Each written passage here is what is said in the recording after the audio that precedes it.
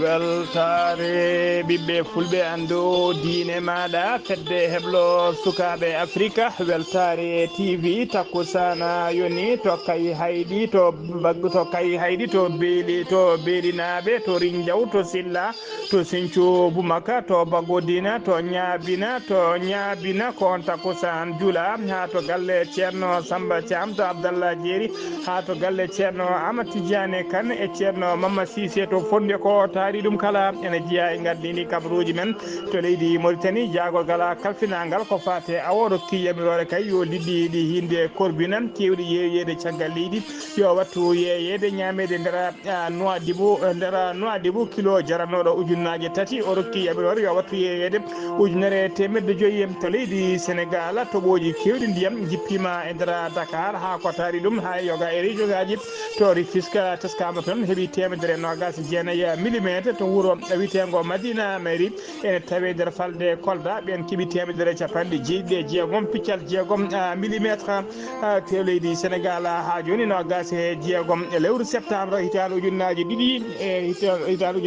ɗiɗi ha nogas e jeegom septembre hitande ujunnaje ɗiɗi e nogas e nayyi ko hande ñalawma hande o waɗi duuɓi nogas e ɗiɗi ko bateau Joola yoolino e nder Sénégal kelle kabaruji men e nder leydi Mali mawludun nabi sallllahu alayhi wa sallam 2024 gardiɗo Ansara hono biteɗo Sérif Ousmane Madani Haydara o holori tigui hitande hikka nde e nder cérémonie makko mo yuɓɓin toon temedde ɗiɗi e nogas ujunere neɗɗo ɗum woni ko notiti e mawlude he taw ko omo riiwe fodde capanɗe tati e ɗiɗi leydi ɗi jiida cirol o hollori kadi fodde temedde joyyi e capanɗe jeetato e joyo neɗɗo ɓe gonano julɓe tuuɓe kay naati e diine islam kedde Afrique ma en ketto musidɗo men Alassane Oumar Mbodj kabaruji men joolam jaɓeri ma en jaa ha to leydi Liban to leydi Japon ha to leydi Turquie bisimilla moon e ketki hotodirte joni piren pacciren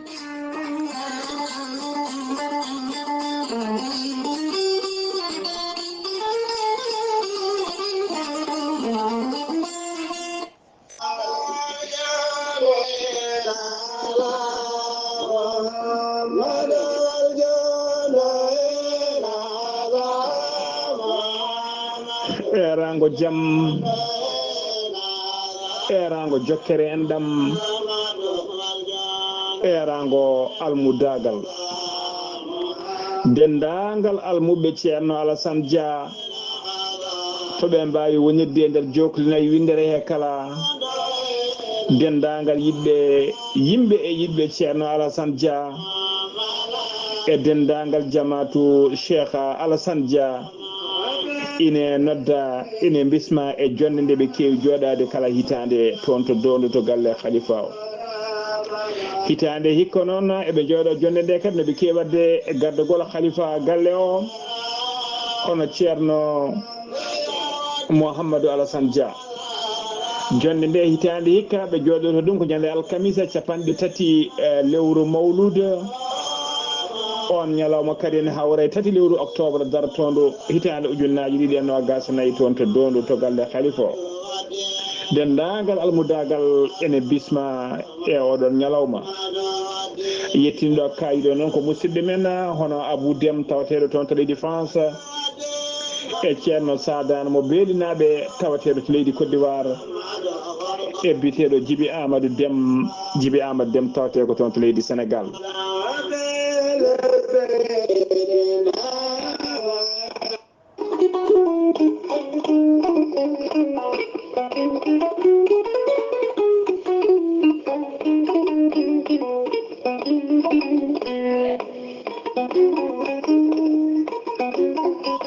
aadi bil aadi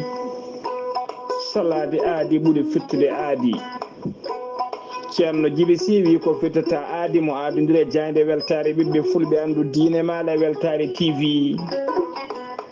ceerno Djiby Sy ko gando bindi laaɓaɗo leɗɗe jaadude balal danwal kala ceerno Djiby Sy ko laaɓɗo reedu malaɗo woni mo safra rafiji kewɗi ɗe jiida cirol ceerno Djiby Sy ne safra wonduɓe kista wonduɓe fibrom dogam sitte rewɓe ɗon koɓe sowade rewɓe dartoraɓe kala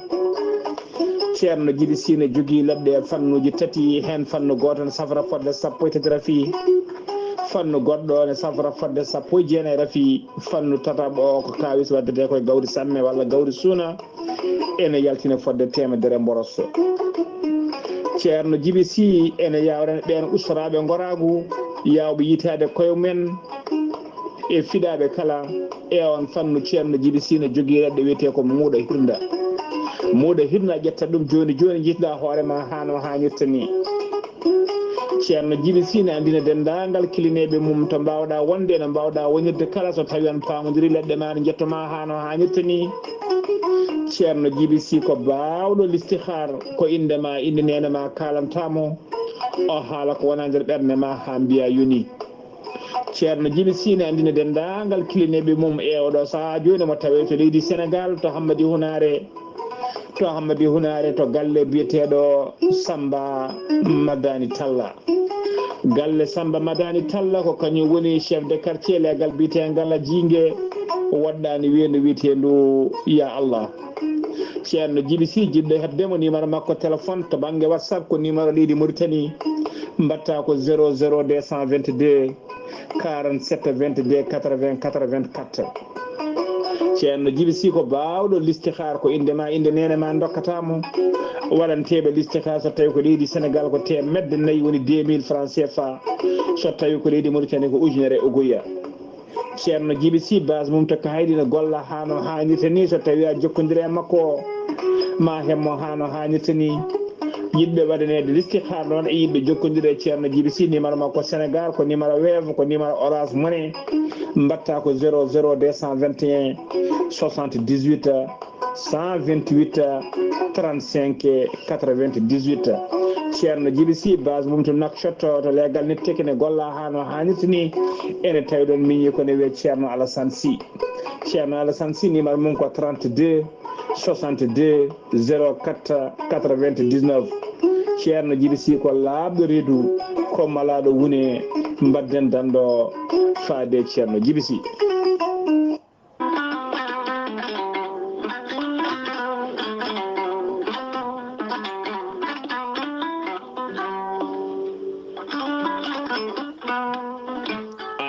jambitowo ɓandu musoru ɓandu jaɗoru ɓandu wuloru payɗe musoje koppi musoji keceji musoje AVC cardiaque moƴƴijam dogata e ɗaɗi muɗuma donkuɗo yaade juma e jama e jokkoyde enɗam kala holko jokkodirta koye gorel te heeɓe hutortoɓe ɗum jokkodiri e gorel te kolliti oɗo saaha koɓe jambitanno duuɓe kitale kala ɓe mbi'i alhamdulillah gorel te ko kawisaji mawɗi ko haa ko iwru ko to koridinoro ari ko wallude e safrude ha moni kala yiito hen hoore muɗuma gorel te a ittat ko jamirɗa mbaɗa e ndiyam gulɗam aɗa yara aɗa yiito hen cellal ɓandu maɗa ala effet ala rewam ala haydara ko haa ko tan wacca ko fewna ha feewi aɗa yara ene lawƴa kala ñabbuji gonnoɗe nder ɓandu maɗa an jiɗɗo jokkodirde e tonggode gorel te walla ni site gorel te janggana hoore maɗa ko jangta e gorel te jahata koto internet a tappa toon www.gorelte.com joni jiya toon ko safrata e ñabbuji cuɗotoɗe ɓalli kala so tawi noon ko tonggode gorel te jiɗɗa hebde gonɗa koye nder leydi Mauritanie jokkodirta koye Adama Niang ɓuurandireɗe Boy Nasa on noon mbatta ko 47 85 20 96 walla so tawi koto sehil baabi gonɗa e ko taari ɗum kala jokkodirta koye Elimane Ndiaye 46 57 85 92 so tawi gonɗa koto kay hayɗi e ko taari ɗum kala jokkodirta koye Acca Keɓe 46 46 48 86 walla so tawi koto Nouadhibou gonɗa jokkodirta koye Seyni Niass mbatta ko 46 53 52 43 so tawi gonɗa koto États-Unis de Amérique jokkodirta koye Abousso Kawral Fouta Business +1 34 77 01 56 77 so tawi gonɗa koto leydi France jokkodirta koye Harouna Ngayda 06 50 99 64 43 musidɓe tedduɗe gorel te e jeese men dañen jaama kettode kaburuji mon e demgal pulaar Afrique, Asie, Europe, Amérique, Moyen-Orient, Océanie. jam ñalde moon musidɓe tedduɓe eɗen goni eɗen ñalawma hande o eɗen goni alkamisa nogas jeegom lewru septembre hitande ujunnaji ɗiɗi e nogas nayyi habruji moon e ɗemgal pular e sawta he ko musidɗo moon sehil moon haali abouba to karallagal ha mbawon yiide en to banggue nate ɓosojo ko miñi men sehil men Saydou Abouba hono no mbirno ene gardidi kabruji men koto leydi Mauritanie pudorɗen Mohamed Cheikh El Ghazouani hoorejo gendi Mauritanie kañum kadi woni hoorejo fedde Union africaine tawateɗo oɗo saaha kala to New York tawino yimo toon ko tawtoroyede capanɗe jeeɗiɗi e jeenayi ɓiwol lawol woni 79e lawol tawi ko assemblée général fedde assemblée général fedde gotago windere nde looni jooɗo to heewi jooɗade o waɗi toon noon kanko hoorejo leydi ndi o waɗi toon discours makko to tribune assemblée général to o erima leyɗele noon ha tengti noon e ɗen leyɗele alduɓe kay nde kañumen kala nde tinnoto kay kañumen kala noon kañumen kala nde erima toon noon ɗen leyɗele kala nde mbawat tigui wallude Afrique kay no ittiri dongal tawi ko dongre Afrique no ittiri dongal teddugal pawingal e dow muɗum tawa nden dongal ngal ɗon dongal kadi koko fati e ñamade o holli noon nde Afrique wallete kay no ɓiltiri e ɗeɗon ñamale ene wallitire kadi ha ƴellita wawa ƴelli ha ƴellito tigui ha wawana hoore mum hano hannirta ni ha joni ko leydi Mauritanie keddoɗen Mohamed Cheikh El Ghazouani hoorejo gendi Mauritanie o waɗi message fani ɓatake fade nando makko sil makko hoorejo leydi Sénégal hono Bassirou Diomaye Faye on message noon ko message duwanade mo duwanade ɓesgu leydi Sénégal kala ustare kay on biyetenoɗo professeur Amadou Mokhtar Mbow onde Allah yurmotomo yafomo harnamo aljanna kanko e dendagal mayɓe julɓe kala o holliri noon professeur Amadou Mokhtar Mbow gurdam mom foof daranno kay ko yidde kay ɓattitinde leƴƴi e yitte ɓeytitinde kay leyɗele e jokkodiral mum ɓesguji o darani kadi o ala ko daranno kay so wona jangde e fandare makko kay wonno ko yidde ƴellidde culture e pine men e ganni men kala o holliri noon e gardigo professeur Amadou Mokhtar Mbow e gardigo muɗum to canal bitegal UNESCO duuɓi kewɗi no feewi o holliri ganduɗon gardigo ɗacci toon empreinte makko mo wawata yijitede abada ha joni ko leydi Mauritanie keɗoɗen daddiɓe leydi Mauritanie halfinaɓe haɓade doroko e ko nandi hen kala garino ene garde oto mumen tawi eɓe garde rawandu wiyeteɗo chien policier woni rawandu police ɗina dawaɗi noon ko jiilotoɗi kay dorok kala to mofta ɗon ɗon ɗi jiitat ko ɓuuri yawde yaccade ko ɗina nduna rawandu tigui ɓe gardi to joyre to jeere wiyetede jeere Juma Maroc mo Nouakchott nden noon ɓe jettima toon noon ɓe nanggui kurɓe nanggui toon suka goto Maroc najo jaro duuɓi capanɗe tati jaro duuɓi capanɗe tati nawi toon police o noon ko nawi toon police o noon ko yidde kay nawi toon police o noon ɓe kolliri tigui ko tinde kay walla ko hebde habaru wonde drogue ene yeeya toon ko ɗon e ɗon noon ɗon o wiya teeɓa kanko noon o nangguira tigui ko dartorade kay wadde trafic drogue mbinen ko Maroc najo jara duuɓi capanɗe tati koye toon to jeere sosi woni jeeriyel léguime ko toon tigui o yeeyat no golloto oɗo saaha kala taw ko légume aji o yeeyata o yeeya ɗum en gros ha joni ko leydi Mauritanie keddoɗen jeen haata toon to Nouadhibou hono mbiruɗen gardini kabaruji men El Vadila Wul Siddati Wul Ahmed Louɗi kañum woni jaagogal kafinagal ko fate aw woni ministre de la pêche mo leydi Mauritanie o waɗino jillu makko to Nouadhibou o joddima toon noon e joom ngaluji guila ɓen kay joguiɓe batoji awa ha ɓen kadi grossiste en sodoɓe liɗɗi e kala saha nder Nouadhibou ene jeetoya ɗum tawa kadi ko ene jeetoya ɗum prix ji celɗi no fewi saaha ne waha caggal leydi o ƴetti toon feere taw ko feere ɓuttata no fewi taw ko weltinore wonande kay wurɓe e nder Nouadhibou kala ha tengti noon e ɓen ñamoɓe liɗɗi kecci feere nde noon koko fati kay e liɗɗi ɓurɗi yiɗede kay tawi kadi ko liɗɗi ɓurɗi safde teskede ɓurɗi safde ɗina liɗɗi noon woni biteɗi corvina ɓuuri corvine noon ɓuuri hewde yeeyoyede ko joom ngaaluji en keewi soma ɗum yetiya ɗum caggal leydi walla ƴeeɗuma patron ŋeɓe saabu kilo korbina goto e nder Nouadhibou yeeti toon ko ujunnaji 4 uguya kanko wula luuli noon jagogal kalfinagal ko fate awo o rokki yamirore kay nde prix ɗi jippinte ha mema leydi saabu o rokkiri kay o holliri kilo jarannoɗo te ujunnaji 4 yo wattu yeeyede ujunere temedde 5 beele kay miskineɓe ko wayno cillo mamma en kanen kala ene mbatta ñamde korbina e nder Nouadhibou ustugol coggoji ɗi noon ene qiime ha 62% o wi kadi yo monopole woni tigui monopole herrata tan ko ɓeɗo jeeyata korbina ɗum kadi yo nattu ha laaɓa e nder Nouadhibou bawɗo joguiɗo kala bawɗo yeeyde o yeeya ha no hannirta ni o haaɗa noon o rokki yamirore kadi kala kay o rokki yamirore yo tonuji 3 e feccere tawa ko korbina yo wattu yeeyede e nder nokkuji 3 e nder Nouadhibou tawi e nder Nouadhibou ɗum noon heeroto ɗum tan tawa wawa heerorade ɗuma fodde temedde 750 foyer woni foyre woni famille ene wawa heerorade ɗum tawi kadi ko prix ji jamiraɗi ɗi woni noon tawa famille foof kadi yamira tan ko yo sodde kiloji ɗiɗi woni famille foof ko 2 kilo ɓurata ɗon tawa kadi kilo kala o wi ko yo yeeya ujunere e temedde 5 tawa ko uguya uliyede kay yeeya ujunnaji 4 ɗum noon foof ko yidde wallude kay e fabade beele tigui gurdam ɗam ne usto tiɗgol mum e nder Nouadhibou ɗum noon ko ɗum noon holliri tigui tawa yontere kala e ɗum yeeya laabi 3 e nder ɗiɗon nokkuji 3 e nder Nouadhibou ha joni ko leydi Mauritanie keddoɗen nema ina tawe to funnague leydi Mauritanie yimɓe wuuro nema ngo noon ɓe kolliri tigui jamma hanki o ko sagataɓe ɓe keptinaka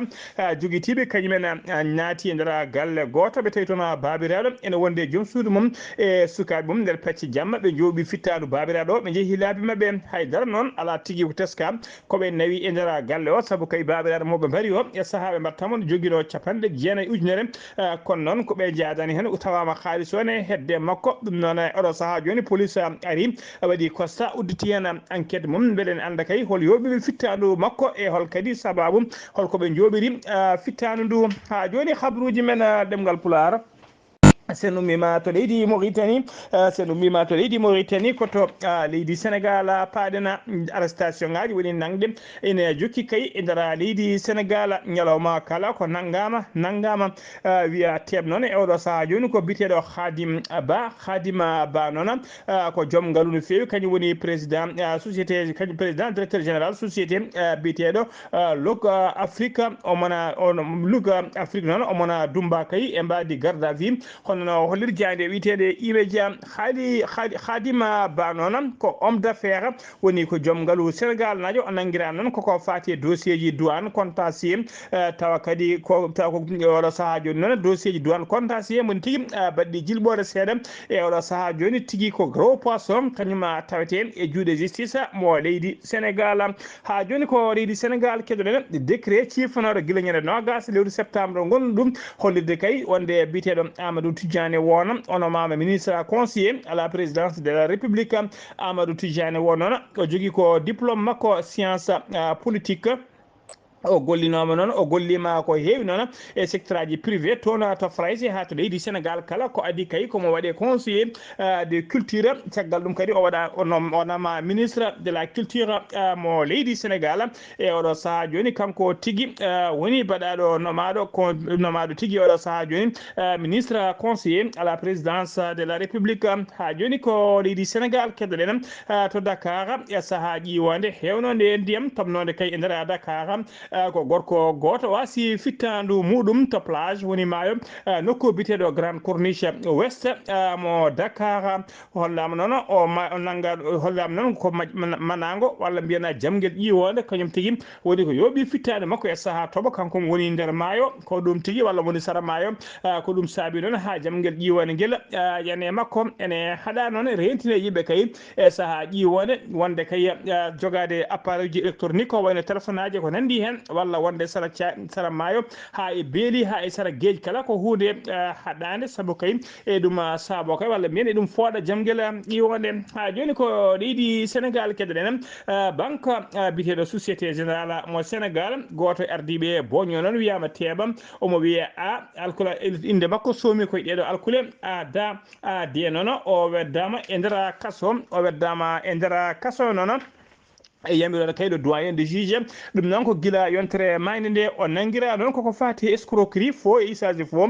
blanchissement des capitaux ko kanko heɗano noon e wadde validé dendagal virement ji internationaux ji tawi ko virement ji ummorade bowñuji faade tigui e banque mabɓe o ko tuuma noon ko tuuma omo diktiri ko noon milliard uji ɗi manki ko seeɗa saabu ko 1 milliard 911 millions francs CFA ko audit interne waɗano noon on audit idi kala yitude wonde kay komo ngakkina fodde 139 millions 407 mille 150 francs ɓe ndewirima noon taw ɗum ko nder virement ji jeetati tan ɗum kadi taw ko tuddi février fay août 2024 ko ɗum noon addan kay losko ngo lugguinede makko ha tawa kay ko dirtini ngakki 2 milliards ko seeɗa ha joni ko leydi Sénégal keɗoɗen toɓo hewgo ndiyam jippima alarba hanki o e nder Dakar e ko taari ɗum kala ANACIM woni tigui catala alfinaɓe ko fati rewdade toɓoji ɓe kolliri tigui wonde toon to légal Rufisque ɓe keeɓi ko 1.9 millimétre jaam ñaajo heeɓi ko 1.5 millimétre mbawo taw ko kilométre 19 ɓen keeɓi ko 95 millimétre so tawi ko Bambilor heeɓi ko 60 millimétre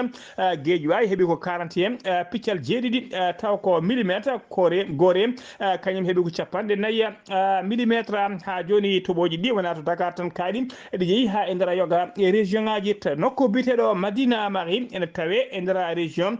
mo Kolda toon ɓe keeɓi ƴiwonde record nde hono mum hewde ndiyam ɓe meeɗa teskade hebde ɗum ke ko wuuro ngo Dida faade oɗo saaha joni saabu kay catala bitegal ANACIM haala ɓetoɓe ko fati toɓoji ɓe kolliri tigui wonde Madina Marie heeɓi tigui 1.9 Piccal jeegom taw ko millimétre Madina Marie noon en tawe e nder commune mo Kandia e département mo Wélingara galleji kewɗi noon derguitima toon kono tan Allah e wonde moƴƴo teskama tigui hay goto ala basɗo hen fittandu muɗum ha joni habruji men ɗemgal Pulaar to leydi Sénégal ha joni Lat Diop ancien ministre des sports ancien kadi directeur général de l'ONAS e hollirama tigui o serti e oɗo saaha joni o serti e juuɗe dikka o waɗi noon e juuɗe mabɓe taw ko mbadi garda fi fodde 96 waktu woni 96 heures ko waɗi tigui e juuɗe mabɓe e mbadi garda fi joni noon dikka woni division d'investigation criminelle regginima wattima e juuɗe procureur de la république financier o tuuma noon ko mbuñari kewni no fewi saabu ko tuuma ko ene qime ha 7 milliards woni milliard uji jeeɗiɗi taw ko franc CFA ɗum noon ko e saaha kay o wonno directeur général l'ONAS takkunoɗo noon biteɗo Mohamed Dieng ancien administrateur catala bitegal XBIT kañum noon ene fonno tigui arde saaha nde woni diggue ne fonno arde toon huccudere makko guite mabɓe nayyi kuccodira ɓe mbadda face à face kono teskama ona Mohamed Dieng arani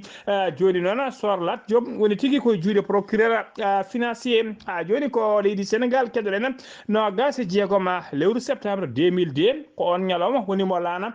julayenno no gasi jeegom lewru septembre 2024 ñalawma hande o jour par jour watti tigui duuɓi no gasi ɗiɗi ko bateau Joola o yuno e nder leydi Sénégal e saaha bateau yolino noon e ka rimduno fodde ujunnaje ɗiɗi o neɗɗo tawi hen ujunere temedde jeetati e capanɗe jeegom e tati ko worɓe e nder ɓen worɓe kadi hen temedde nayyi capanɗe nayyi e nayyi ko sukaɓe tokosɓe kana bateau juulino ko noon e nder ujunnaje ɗiɗi neɗɗo wonnoɓe hen ko capanɗe jeegom e nayyo tan mbawi fabade hen woni rescapé heddiɓe kala ko hen mbomi ko musiba kay taw ko juugol laana musiba kay maritime ɓurɗo hulɓinade mo windande meeɗa hebde kay hay lawol goto sowona ndena bateau o noon teskama tigui ko saabi jolugol makko kay woni juugol makko ko tigui ko erreur imen woni tigui ko walsidare taw ko walsidare neɗɗo saabu bateau o hattani makko kay nde o fewna hattani makko ko nawde temedde joyyi e capanɗe jeetati place ko ɗum woni e makko kono e saaha mbiɗen de ka yolotonde e ko jolni ujunnaje ɗiɗi neɗɗo woni tigui surcharge walla ni tawi holko ɓuuri dow surcharge seeɗa ko ɗum woni ko tawete noon e oɗon bateau ko ɓuuri hewde kadi e bomiɓe ko ɓen kay taw ko umminoɓe vacances mumen toon to Casamance yinnoɓe artude kay saabu kay ko wonno koye keɓol ngal ko fati e udditgol e école aji ha joni habruji men ɗemgal Pulaar to leydi Sénégal ha joni jen ha to nokku biteɗo Karanga noon ene tawe e nder fande Kaolack toon ko dadiɓe halfinaɓe ko fati haɓade drogue e ko nandi hen kañumen tigui teeɓi toon sagataɓe ɗiɗo taw ko dillannoɓe e oɗon fannu ɓe tawra darama noon eɓe jogui temedere e capanɗe jeenayyi e jeegom kilo drogue bon hinde chanvre indien ɓe nanga noon koye ñande jamma alarba ene ñande jamma talata ene wiyata alarba hecci hanki ene wiyata alarba hecci hanki e nder wiyata alarba hanki e nder ladde taw ko ladde tawtede sara wuuro witego dasilam e nder fande karaga hen goto wiyete ko m yettete ko diallo keddiɗo ene wiye c yettete ko ba eɓe tawi oɗo saaha joni e juuɗe dadiɓe ha joni habruji men ɗemgal pulara sen ummima to leydi sénégal koto leydi mali paaɗenam justice mo leydi mali holliri tigui wonde udditi enquête judiciaire faade jaydi yanke taw ko farayse najo biteɗo Wassim Ensar noon e o golloto koye télévision biteɗo chaîne télévision française biteɗo France 24 koye nder communiqué noon jaltinaɗo alarba hankino gas joyyi lewru septembre e télévision nationale mo Mali tawi kadi ko communiqué mo procureur de la république du pôle judiciaire kalfinaɗo ko fate gueɗe noddude terrorisme yagal e criminalité transnationale hono o holliri tigui wonde kay oɗon jaydiyanke mo France 24 e kala saaha on waɗa kay kalanɗe makko ha tengti kala saaha to janguji mbaɗama e nder leydi Mali walla e nder leyɗele taw ko leyɗele jeeyaɗe cetal bitegal AES woni alliance des états du Sahel e kala saaha mo heewi wadde kalane tawaɗen kalane ɗon ene holliri tigui wonde heedagu makko wonandemo to banggue ɗiɗon terroriste uji ko teskita noon haalande makko sakkete kay ko ɓuuri teskede koye jangu wannogo e nder Bamako lamorgo leydi Mali o hollirino noon e nder émission makko wonde kay e saaha jangugo mo jokkodiri e terroriste meɓe taw ko en direct woni tengure ngu e ɓene kala saaha ne kalnamo position mumen ne kalnamo kadi holko woni yidde mumen e fandare mumen e hol cible uji mumen objectif uji cible ɗum foof o haaldi o holliri tigui mo jokkodiri e mum ko ɗum saabi noon jayde walla ɗum saabi noon laamu leydi France waɗimo tigui portimo plainte waɗe makko tigui taw ko udditi enquête judiciaire faade makko ha joni ko habruji men to leydi Mali ha joni alarba hankino gas joya lewru septembre hitande ujunnaji ɗiɗi e nogas nayyi sanga 19 heures woni 7 heures kikiɗe cokaɗo goto prisonnier cokanoɗo e nder maison centrale d'arrêt woni to galle mawɗo kaso mo Bamako yiɗino tigui ɓoccitade dogde oɗon kaso ko goto noon e centre de leyte kañum tigui yimo rewa makko jogui fetila ene fella kay sala makko ene wiyamo yo darto so ɗum ala yoɓo fittade makko ɗon felliti dartade o suudi juuɗi ɓe mbawi tigui reggindemo ha toon e nder cellule makko ɓe uddimo eɗo saaha joni e nder cellule makko woni e nder cuurel makko toon e nder oɗon kasso hollirama noon caggal ɗum noon e réseaux sociaux ji leydi Sénégal sarima hen no fewi ɓayinama kay no fewi wonde kay pellodiramal ngal waɗi toon to kasso to ɗum noon wona hunde lamde ha joni kabaruji men ɗemgal pulara to leydi Mali ha joni alarba hankino gas joyi lewru septembre hitande ujunnaji ɗiɗi e nogas nayyi communiqué mo ministre de la justice siifi holliri tigui wonde temedde tere capanɗe jeenayo prisonnier jamirama kay yenne jaltata kasso goppitama ha laaɓi tawi koye mbadi grâce présidentielle ko hoorejo leydi ndi noon hono colonel Azimi Koïta kañum rokki yamirore tawi kadi o rokki yamirore noon o fartani o tawi ko par décret o noon ko numéro 2024 tiré 0536 tiré PT tiré RM du 21 septembre 2024 on paami tigui koye beelamma kay manditare waltore duuɓi capanɗe jeeɗiɗi e nayyi heɓde Mali kay heɓde manditare mum woni indépendance ko ɗon tigui koye ndiyan beelamma noon addani hoore ndi woppiddeɓe e mbadi grâce présidentielle ko leydi Mali keddoɗen ha joni hono no mbiruɗen gardini kabaruji men gaddiɗo fedde walla catala bitengal Ansar hono Chérif Ousmane Madani Haydara o waɗino heewi wadde kay kala caggal mawlude so wadde conférence makko de presse haalande yimɓe kay holno ɗum yaari e jarnude kay dendagal arnoɓe tawtorede oɗon mawlude e wiide dendagal ummal islam kala yen battunimo wuuri conférence o noon hikka o waɗi ɗum ko ñande talata nogas nayyi lewru septembre hecci hanki to juma wiyete juma bankoni ko adi kala noon e nder conférence he o holliri kay ko bilan makko ko fati mawlude o holliri ko bilan ko fati mawlude o nde yaari ni o holliri noon hitande hikka nde temedde ɗiɗi e nogas ujunere neɗɗo ko ɗum tigui wawi arde tawtorede mawlude o taw ko ummoriɓe e nder kay capanɗe tati e ɗiɗi leydi ɗi jiida cirola o holliri noon jaaru kay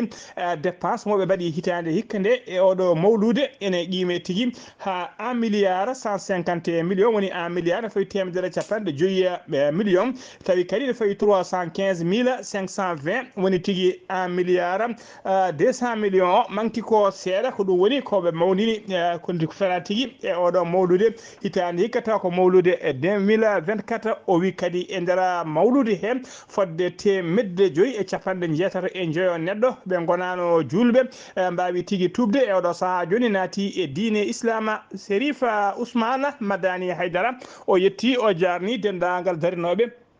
adduɓe balle mumen kay ha mawlude nde wawi rewde hannis ni guila kay e wonɓe nder Bamako ha wonɓe nder leydi he e jogi leydi he kala ha wonɓe caggal leydi ndi kala o yetti ɗumen o jarni ɗumen omo wi ɗumen tan yo Allah lomtina kadi yo Allah waɗa mabɓe barke kamɓe kala caggal ɗum noon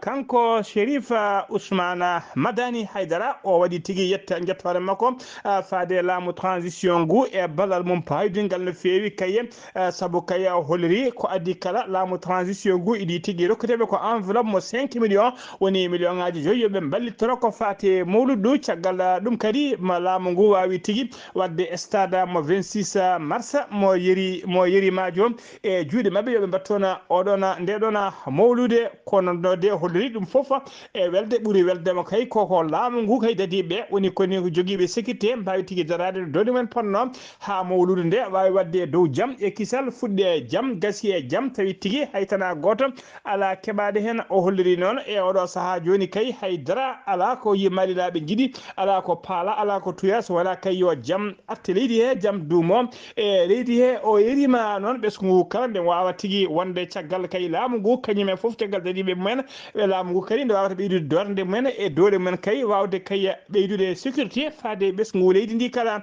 ha joni ko leydi Mali paɗena koninkoɓe leydi Mali ɓe hinde fama woni forces armées malienne ɓe kolliri tigui wonde ɓe jokki darde mabɓe kay rende leydi ndi kala e heɓade seɓɓitiɓe to mbawi wonde kala alarba hanki nogas joyi lewru septembre ko base walla mbiyen ko gendarme tawateɓe kay sara nokku biteɗo Sayi kañumen e nder département walla e nder cercle Massina ko kañumen tigui woni yananoɓe tawi ko seɓɓitiɓe jane mabɓe ndena famatiɗi noon ko ɗon e ɗon notiti hen e mbadi renfort ɓe mbawi terde seɓɓitiɓe kay ɓe diddi ɗumen haaɓe mbawi kay yoɓade pittali yoga e seɓɓitiɓe heddiɓe kay mbawi tigui dañde fattange nadde e nder ladde kono noon koni koɓe ne littu yiideɓe kay toɓe mbawi wonde kala ha mbawa yirteɓe ha joni habaruji men demgal Pulaar kedde Afrique jabboɗen ko musidɗo men sehdi men Alassane Oumar Mbodj Alassane Oumar Mbodj assalamu aleykum wa rahmatullah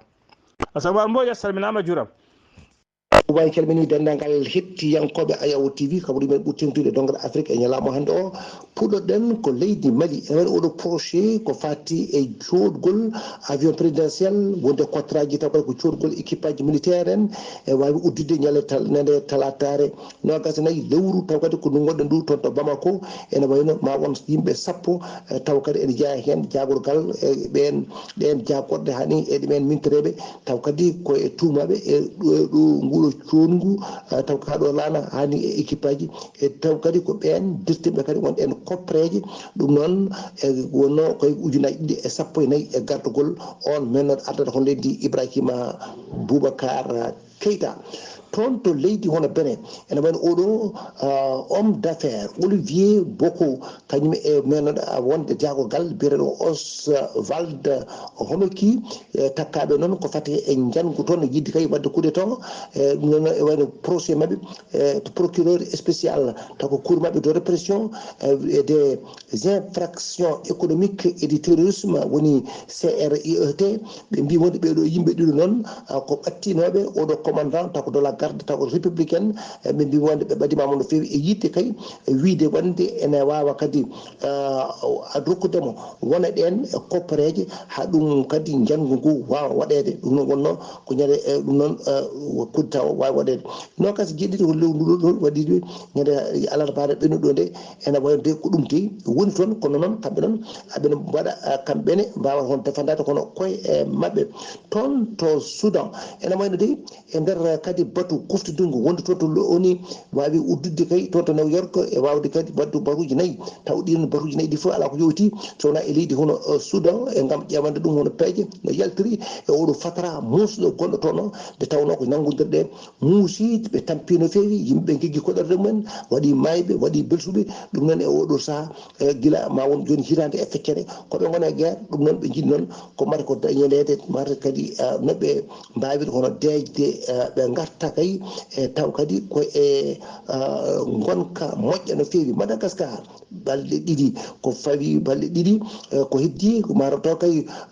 clôture o ɓen taw kadi ko déposenoɓe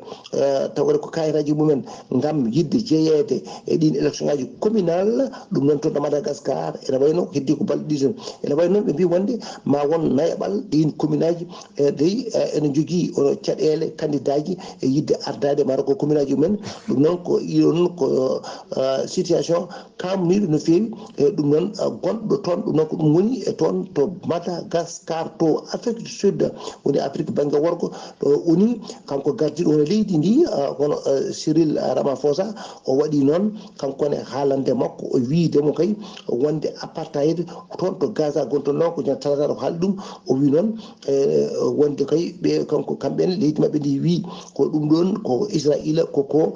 violi la convention des Nations Unies ɗum noon ko génocide waɗata toon ɗum no kamɓe noon wayran kono apartheid Israël woni e wadde toon to banda Gaza e RDC Congo ene wadde lundiɓe ɓe hani e militaji taw ko ONG ji mawi wadde toon manifesté ñande alarbaɗe 25 lewru ndi gonɗen ɗu wawde wiide hankkadi jaggaɓe toon ko fati noon e politique ɓe foof ne goppite ko ɓuuri yawde e yaccade nde tawno wonde koɓe sohaɓe toon aɓe lebte toon aɓe mbaɗe gueɗe ɗe jaadaki ɗum noon ɓe mbi toon alay saago laamu ngu woppa ko waɗata ko wawa kay woppiteɓe kamɓe foof e kamɓe jalta e oɗo prison Ghali Abouba ko ɗum ɗo tonguɗen habaruji men e dongre Afrique e ñalawma hande o taw wonno koye dande musidɗo moon Arsanou Oumar Modji Gorko Massandog gam weltare Ajaabo TV. Alassane Oumar Mbodji golle ma jooɗi peewi ko anuddi kabruji men e nder dongre Afrique takkusan juulama ha to galle ceerno Abou Diaba to Belel Gawdi ko on takkusan juula ha to galle ceerno Mamoudou Waddou to cité Asegna Yumbel Dakar e ko taari ɗum kala kabruji men ɗemgal Pulaar kabruji men joolam jaɓɓeri koto leydi Liban puɗɗoɗen alkamisa hande o Israël waɗi bombardement mum e banlieue goto banggue worgo Beyrouth lamorgo leydi Liban ɓe tobbunoto noon ko chef unité de drone mo Hezbollah ɓe kalani noon so tawi kay ɓe itti fittade makko walla so tawi ko ɓe barmimɓe mo on chef noon o wiyete ko Mohamed Smour o ɓurɗo lollide noon ko Abou Saleh Israël kadi holliri wadde waɗi bombardement ji kewɗi e nder Beyrouth lamorgo leydi ndi e nder lama noon debbo goto Faraysinajo nayijo jaaɗo duuɓi 97 wasi fittade mum toon to leydi Liban tawi ko fettande mawde woni explosion mawɗo yoɓi fittadu makko ko to leydi Japon paaɗena no Pulara heewide ni mo balɗe mum gasani mayata kadi battane muñal fof ko alhamdulillah rabbil alamina oɗo waji oɗo babiraɗo goto nayejo biyeteɗo Iwawo hakka madame hakka wada ko Japon najo noon omo yara e ñalawma hande o duuɓi 98 o waɗi duuɓi 46 e nder couloir uji de la mort woni e nder kasso tawi ko ñawanoɗo kaddi gurdam makko walla ñawore wargo ko ɗum tigi woni ko ñawano e kala saaha fodde duuɓi 46 o woni e nder kasso ko on woni couloir de la mort ko on de heeɓi fattange waɗa acquitté ɗaccita ha laaɓi tawa kay ko tumano e makko fof wodani o yalti kasso ɗum noon o yalti kasso alkamisa hande 25 walla 26 lewru septembre kanko noon o tumano ko yoɓade fittadu patron makko e yimɓe tato famille patron ko ɓeno tumano yoɓade pittadi nayyi ko ɗum o tumano kono noon teskama tigui wonde kay wonna kanko ko ɗum caggal noon le waɗi duuɓi 46 e nder kasso e oɗo saaha joni omo tan mona foofa kene lakkitare e ɓesgu makko habaruji men ɗemgal Pulaar to leydi Turki uddurtena tribunal mo Istanbul yamiri kay yande ni ñawore mum ha laaɓi ñande altine ɓennuɗo ñawore nde noon koko fati e ko mbiyeten mariage forcé woni dewgal wawnere hoore tawi kadi ko cukalel tokosel ngel yontani sabu cukalel desnangel ngel dewel desangel ngela ko cukalel dewel jaarowel e duuɓi jeegom dinnaɓe makko noon desnanoma koye gorko jaaro e duuɓi nogas e jeenayyi kanko mo yara e duuɓi jeegom nden noon cukalel ngel dewel ngel o yeehi tigui hawo hellifoya hawo watti hakkille makko andi ko moƴƴi ko moƴƴani ko ɗon tigui o felliti kankone portude jinnaɓeɓe plainte portude ɓe plainte noon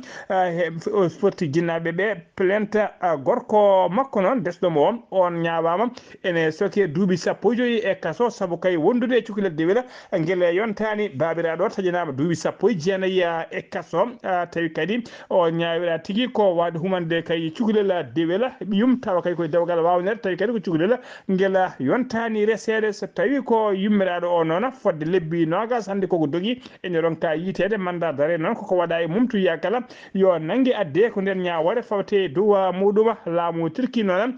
tini tigui tini alhaali o ko guila décembre 2022 ñalawma hande o suka debbo portude jinnaɓe mum plainte o mo yara duuɓi nogas e jeegom musidɓe tedduɓe gasi ha laaɓi ceera ko ɗum ɗo wonno ko tonguɗen habaruji men e ɗemgal pular e sawta he ko musidɗo moon seydou moon haali abouba to karallagal ha mbawon yiiden to banggue nete bo sojo ko saydou abouba roɓiɗo afrique ko alsan oumar mbodj gorko mo sara dogu ketki malaki jaam yo jaam Allah jogomi jogo on